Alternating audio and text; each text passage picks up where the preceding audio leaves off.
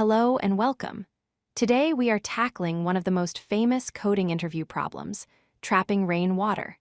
This problem is a favorite among top tech companies because it tests your ability to optimize solutions from brute force to linear time. Here is the challenge. We are given n non-negative integers representing an elevation map. The width of each bar is 1. Our goal is to calculate how much water can be trapped between these bars after it rains. Let's look at a visual representation. The black bars represent the elevation map or the terrain. The blue areas represent the water trapped in the valleys between the peaks. Water is only trapped if there are taller bars on both the left and right sides. The physics of the problem boils down to a simple formula. The amount of water at any specific index is determined by the minimum of the maximum height to its left and the maximum height to its right, minus the height of the bar itself. If this value is negative, it means water cannot be stored there. The most intuitive approach is brute force. For every single bar, we iterate left to find the highest left wall and iterate right to find the highest right wall. However, this nested iteration results in a time complexity of O of n squared, which is too slow for large inputs. We can optimize this by pre-computing the values. We create two arrays, one to store the maximum left height for every index, and one for the maximum right height.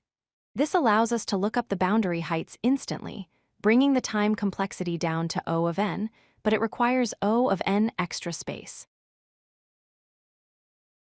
To optimize the space complexity to O of 1, we use the two-pointer technique. Instead of storing arrays, we can maintain 2 pointers, left and right, starting at the ends of the map, and track the maximum heights dynamically as we move inward. Here is the algorithm. Initialize pointers at the start and end. While they haven't met, compare the heights. If the left bar is smaller, we know the water level is limited by the left side, so we process the left pointer. Conversely, if the right bar is smaller, we process the right pointer. This ensures we always correctly calculate trapped water based on the limiting boundary. Here is the implementation in Python. We initialize our pointers and variables to track the max heights. Inside the while loop, we check which side is smaller. We update the max height if we find a taller bar, or add the trapped water to our total if the current bar is shorter. Finally, we return the total water accumulated. Let's analyze the performance. The time complexity is O of n because we process each element exactly once. The space complexity is O of 1 because we only use a constant amount of extra space for our variables, making this the most optimal solution. When solving this, consider edge cases. An empty array or an array with fewer than 3 bars cannot trap water. Also, strictly ascending or descending terrain, or a single mountain peak, will result in 0 trapped water as there are no valleys. To summarize, the key to this problem is identifying the limiting wall height.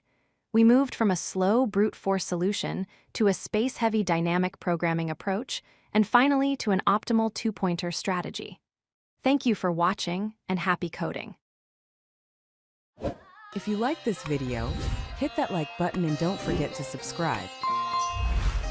Visit codelucky.com for more such useful content.